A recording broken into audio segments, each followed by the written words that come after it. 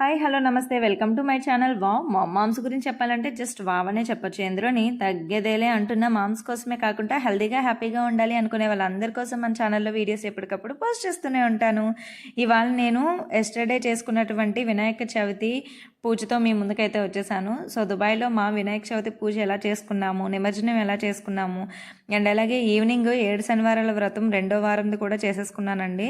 So last week start చేశాను కదా, so ఈ వీక్ ఇంకా చేసేసుకున్నాను అనమాట. కాకపోతే ఈవినింగ్ చేసుకున్నాను. అవన్నీ కూడా ఎలా చేసుకున్నాను ఏంటి అనేది వీడియోలో మీతో షేర్ చేసుకుంటాను. అండ్ అలాగే నా చిన్నప్పటి నుంచి వినాయక చవితిలో ఎలాంటి అనుభవాలు ఉన్నాయి, సో వాటన్నిటి గురించి కొంచెంగా మీతో మాట్లాడాలనుకుంటున్నాను. సో వీడియోని ఎక్కడ స్కిప్ చేయకుండా ఎండింగ్ వరకు చూసేయండి. అండ్ అలాగే ఫస్ట్ టైం మన ఛానల్ ఈ వీడియోని చూసే వాళ్ళైతే కనుక మన ఛానల్ని సబ్స్క్రైబ్ చేసుకోవడం అస్సలు మర్చిపోద్దు. సో వీడియోలోకి అయితే వెళ్ళిపోదాం. మరి ముందు రోజు నైటే ఇల్లంతా కూడా క్లీన్ చేసుకొని, మెయిన్గా మనకి వినాయకుడికి చేసే ప్రసాదాల్లో ముఖ్యంగా ఉండాల్సింది వరిపిండే కాబట్టి, సో వరిపిండిని 3 అవర్స్ ముందే నానబెట్టుకొని దాన్ని నానిన తర్వాత వడగట్టేసుకొని మిక్సీలో వేసుకొని ఇలా పిండి జల్లించేసుకొని సిద్ధం చేసుకున్నానండి. అండ్ అలాగే శనగలు కూడా నేను నైటే నానబెట్టేసుకున్నాను అనమాట. ఇంకా మార్నింగ్కి లేచిన వెంటనే నానబెట్టిన నానో కాబట్టి నైటే నానబెట్టేసుకున్నాను. అండ్ అలాగే మాకు ఇక్కడ ఎన్ని అవైలబుల్లో ఉంటే అన్ని పత్రులు మేము తెచ్చుకున్నాం అనమాట, తెచ్చిపెట్టుకొని ఉంచుకున్నాము. ఇంకా నైటే నేను ముగ్గులు అవన్నీ కూడా పెట్టేసుకున్నాను అనమాట. ఇంకా మార్నింగ్ లేచిన తర్వాత హడావడి అయిపోతుంది కదా అని చెప్పేసి ఇంకా నైటే ఇంటి ముందు ముగ్గు అది వేసేసుకున్నాను అనమాట. ఇంకా మనకి ఈ వరసిద్ధి వినాయకుడి యొక్క పూజ అంటే కూడా అందరికీ చాలా చాలా ఇష్టం అండి. ముఖ్యంగా నాకు చిన్నప్పటి నుంచి తెలిసింది ఏంటంటే, చాలా మనకి పూజలు వ్రతాలు పెద్దలకు సంబంధించి అయితే ఈ వినాయక వ్రతం మాత్రం సో పిల్లలతో సహా అందులో ఇన్వాల్వ్ అయ్యి పూజను అనేది చేసుకుంటారు. ఎందుకంటే వరాలు ఇవ్వడమే కాకుండా ఏ పని చేసినా విజయం కలగాలి అని అన్నా మనకి ఫస్ట్ గుర్తొచ్చేది వినాయకుడే.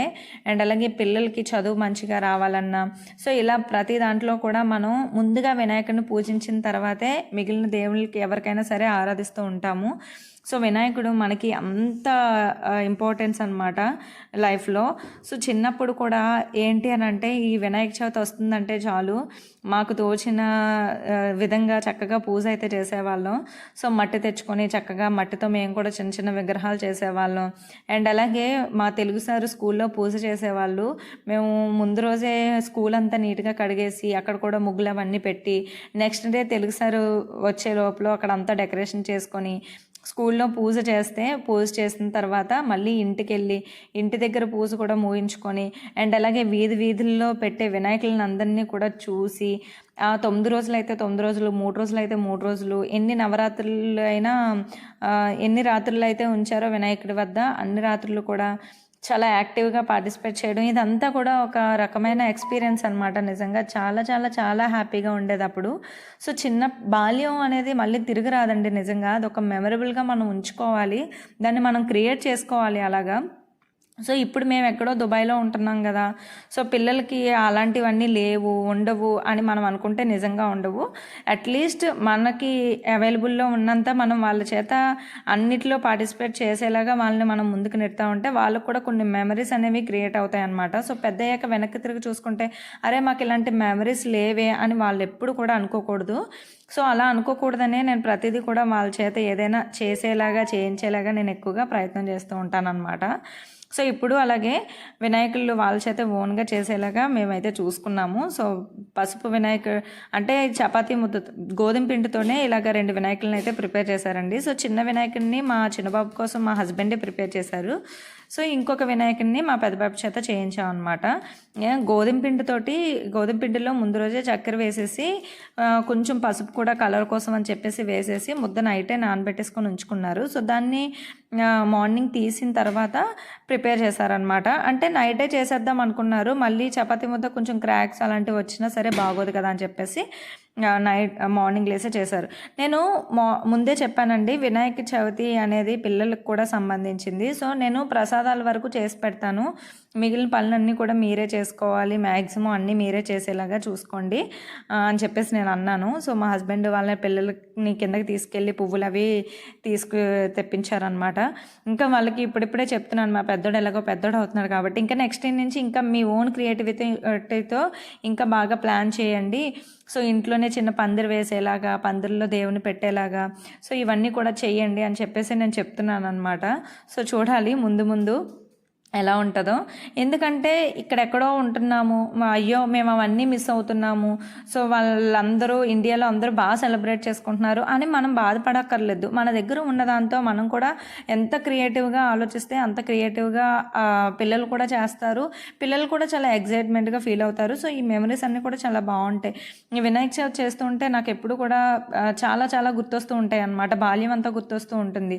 ఊర్లో పూజ అయిపోయిన తర్వాత దేవుని నిమజ్జనం కోసం అని చెప్పేసి మా ఊర్లో ఉన్న శారదా నదికి అందరం కూడా సాయంత్రం వెళ్ళేవాళ్ళం, కలిసి వెళ్ళేవాళ్ళం. అందరం కూడా వెళ్ళి దేవుని నిమజ్జనం చేసిన తర్వాత ఏట్లో కాసేపు స్నానాలు చేసుకుంటూ చాలా చాలా చాలా బాగుండేది. వర్షాకాలం కదండి, ముందు రోజు నుంచే పత్రుల కోసం పాకులాడడం, వీధిలో పెట్టిన వినాయకుడి దగ్గర కిందన ముగ్గులు అవి వేయడం, ప్రసాదాలు ఇచ్చుకోవడం, ప్రసాదాలు తినడం.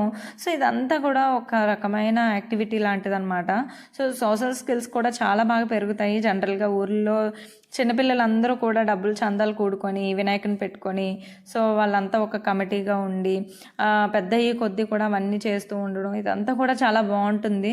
సో అక్కడే ఆ 9 రోజులు కూడా చక్కగా డాన్సులు వేయడం కానివ్వండి, ఏమన్నా స్కిట్లు లాంటివి వేయడం కానివ్వండి, సో ఇదంతా కూడా నాకు ఒకటి ఒకటి ఒకటి గుర్తొస్తూ ఉంటాయి అన్నమాట. ఒక్కొక్క పని చేస్తూ ఉంటే అవన్నీ తలుచుకొని నేను చేస్తూ ఉంటాను. సో అదంతా కూడా భక్తిలోకే వస్తుందేమో అని నాకు అనిపిస్తుంది. సో పూజ అంటే కేవలం దేవుడి ముందు 2 దీపాలు వెలిగించేసి మనం చేసే ప్రసాదాలు పెట్టేసి చేసేసేది కాదు కదండి. సో మనసు అంతా కూడా అక్కడే నిమగ్నమయ్యి, సో మనం హ్యాపీగా ఉంటూ చేసుకునే ఒక కార్యక్రమం అన్నమాట. మన ఈ మానవ జీవితంలో, ఈ సంసార సాగరంలో మనకి చాలా సమస్యలు అనేవి వస్తూ ఉంటాయి అన్నమాట. సో ఈ సాగరంలో సమస్యలు అనే అలలు వస్తూనే ఉంటాయి. సో వాటిని మనం తట్టుకోవడం చాలా చాలా చాలా కష్టంగా అనిపిస్తూ ఉంటుంది. సో అలాంటప్పుడే మనకి ఇలాంటి దేవతలు, దేవతామూర్తులు, దేవుళ్ళు మన వెంటే ఉంటారనమాట. ఇలాంటి పూజలు వచ్చినప్పుడు ఎన్ని బాధలు ఉన్నా కానివ్వండి, పూజలు చేసుకుంటే మనసంతా ఎంతో హాయిగా ఉంటుంది, కష్టాలన్నీ కూడా దూరం అయిపోతూ ఉంటాయి అన్నమాట. సో మనం ఎంతో ఓపికతో, ఎంతో సహనంతో, ధైర్యం అంతా ముందుకు తెచ్చుకొని విజయాన్ని మనం సాధించడానికని చెప్పేసి మనం ఇలాంటి పూజలు అనేవి మనం చేస్తూ ఉంటాము. ముఖ్యంగా సిద్ధి వినాయకుడికి మన లైఫ్లో విజయం అనేది ఉండాలి అని చెప్పేసి వరాలను ఇవ్వమని అడిగేసి ఈ వరసిద్ధి వినాయకునికి మనం పూజలు అయితే చేసుకుంటూ ఉంటాం అన్నమాట. గణం అంటే సమూహం, ప్రమద గణాలకు అధిపతి ఈ గణపతి. మనం జనరల్గా ఈ గణం అనే పదాన్ని మన పంచేంద్రియాలకు కనుక మనం అన్వయించుకున్నట్లయితే కనుక, ఈ పంచేంద్రియాలకి రాజు ఎవరు అని అంటే మన మనసు అనమాట. ఈ మనసుని నియంత్రించుకోవడానికి మనం చేసే ఒక చిన్న ప్రయత్నమే పూజ అన్నమాట. సో ఆత్మ పూజ లాంటిదే ఈ వినాయకుడి యొక్క పూజ కూడా. మనం ఎప్పుడూ కూడా మన పంచేంద్రియాలని మన ఆధీనంలో ఉంచుకున్నట్లయితే మన మనసు కూడా మన ఆధీనంలో ఉంటుంది. అలా ఉండాలి అని అంటే మనం ఎప్పుడు కూడా ఆ గణపతిని మనం ముందుగా పూజించుకుంటూ ఉండాలి. ఆ గణపతి ముందు మనం పెట్టే ఆ చిన్న దీపం మన సంకల్ప బలానికి ఒక దారి లాంటిదన్నమాట. ఆ దీపాన్ని ఆ దీపపు వెలుగులో లక్ష్మీదేవి మనకి ఎప్పుడు కూడా కొలువైపోయి ఉంటుంది. సో దీపాన్ని వెలిగించుకొని మనం మనసులో ఒక కోరికని సంకల్పం చేసుకొని మన మనసుని మనం ఆధీనంలో ఉంచుకొని ఆ వినాయకుని పూజ చేసుకొని మనం ఏ పని ప్రారంభించినా కానివ్వండి అది విజయానికి దారితీస్తుందన్నమాట. విజయం అనేది కలుగుతూ ఉంటుంది ఆ పనిలో మనకి.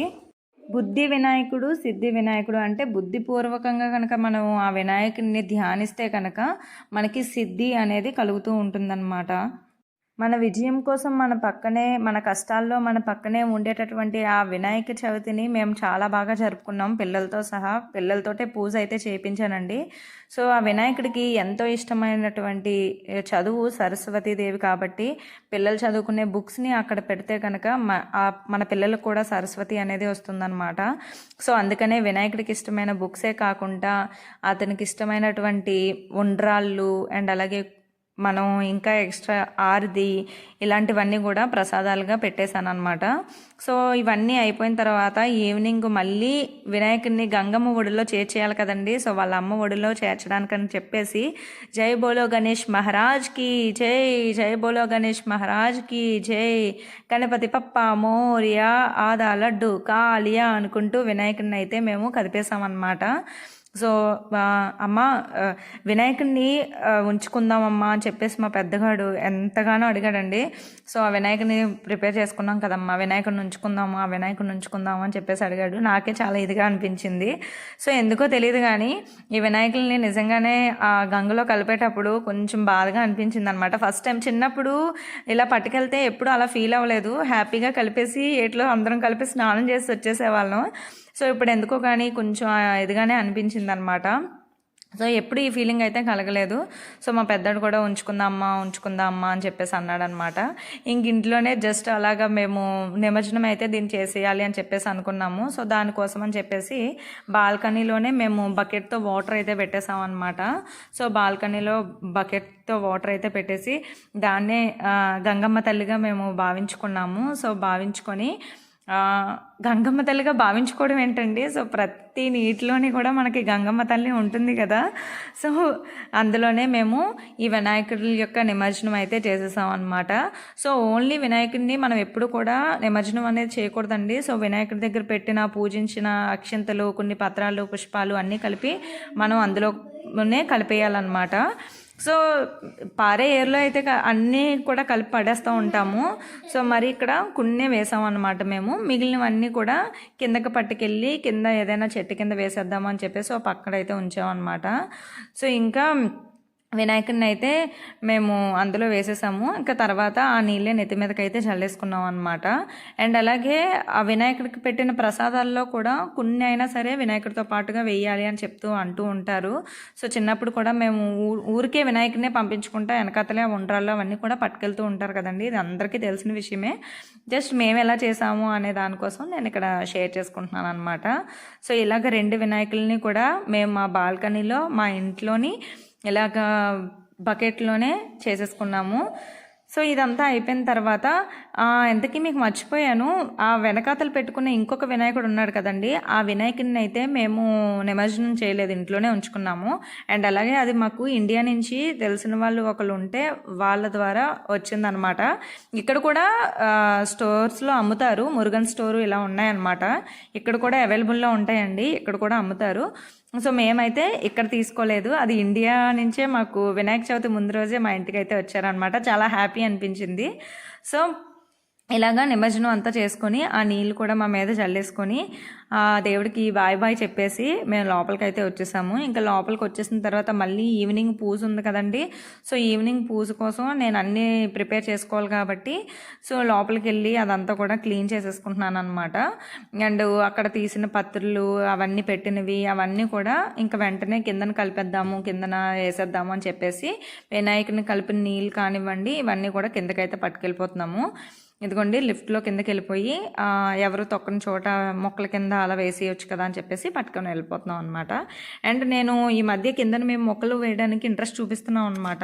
సో అందుకనే బియ్యం కడిగిన నీళ్ళు కానివ్వండి, ఇంట్లోని ఏమైనా అన్నం మెతుకులు అలాంటివి ఉంటే షింక్లోనే పడేయకుండా, చెత్తలోనే పడేయకుండా సపరేట్గా వేస్తున్నాను అనమాట, ఉంచుతున్నాను వాటర్ని. అది కింద మొక్కలకైతే వేస్తున్నాం అనమాట. అండ్ అలాగే నెక్స్ట్ కూరగాయల వేస్టేజ్ కూడా ఉంటుంది కదండి. సో అది కూడా మేము కింద కంపోస్ట్ లాగా అవుతుంది కదా అని చెప్పేసి ఎప్పటికప్పుడు ఏదైతే వెజిటేబుల్ కిచెన్ నుంచి వచ్చే వేస్టేజ్ అంతా కూడా మేము సపరేట్గా ఉంచుతున్నాం అనమాట. ఉంచి అది కింద ఇలా ఇసుకలోని గొయ్యి తీసి అందులో కప్పెట్టేసి ఉంచుతున్నాం అనమాట. అది కంపోస్ట్ లా అవుతుంది కదా. ఇక్కడ అంతా కూడా చెప్పాను కదండి, మొత్తం అంతా కూడా ఇసుక నేల ఉంటుందన్నమాట. సో ఇక్కడ మట్టి అనేది ఎక్కడ కూడా దొరకదు. సో మట్టి అని మనం ప్రిపేర్ చేసుకుంటే అట్లీస్ట్ ఇలా మొక్కలు కొంచెం ఎదుగుతాయి అనే ఒక చిన్న ఆశ. సో ఇక్కడ తెలిసిన వేరే తెలుగు వాళ్ళు తులసి మొక్క ఇచ్చారన్నాను కదండి, అది కుండీలో పైన వేసింది బతికింది. సో కిందను కూడా వేశాను, అది కూడా బ్రతికిందనమాట. అండ్ అలాగే మేము ఇక్కడ కొంచెం చెరుకు వేసాము. అండ్ అలాగే మార్నింగ్ టైంలో తాగుతూ ఉంటాం కదండి ఒక్కొక్కసారి మెంతులు నానబెట్టుకొని, అవి కూడా నేను కింద వేస్తూ ఉంటాను. మెంతులు చాలా త్వరగా వచ్చేస్తాయి అనమాట. సో మెంతుకూరని మనం చక్కగా సలాడ్లో కానివ్వండి ఎందులోనైనా సరే వేసుకోవచ్చు అనమాట. ఇదిగోండి నేను పూజ కోసమని పువ్వులు ఒక పక్క నుంచి తెంపుదామని చెప్పేసి అక్కడే మా బిల్డింగ్ కిందనే ఉన్న చెట్టుకి తెంపుకుంటున్నాను. ఈలోగా మా హస్బెండ్ ఆ మొక్కలకి నీళ్ళు వేయడం, అండ్ అలాగే మా పిల్లలు పత్రుల కోసం అని చెప్పేసి గొయ్యి తీసి అందులో వేయడం, ఈ పనులన్నీ కూడా చేస్తున్నారనమాట. అనమాట. సో పిల్లలకి మేము ఎప్పటికప్పుడు ఇలాంటి పనులన్నీ మేము చెప్తూనే ఉంటాము.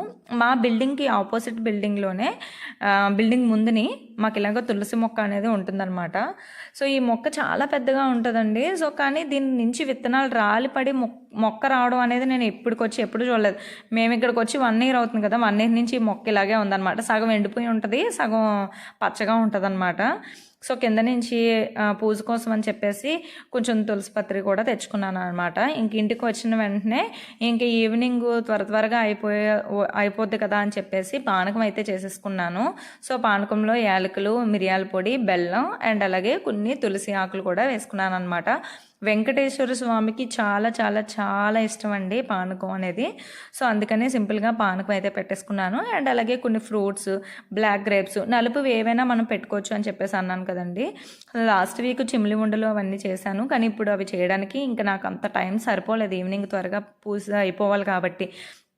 సో అందుకనే పిండి దీపాలు పెట్టేసుకొని కలశారాధనకి పూజ చేసేసుకొని వ్రత కథ అవన్నీ కూడా చదివేసుకొని హారతి అయితే ఇచ్చేసుకున్నాను అనమాట. ఫైనల్గా తులసి పూజకు కూడా పూజ అయితే చేసేసుకున్నాను అనమాట.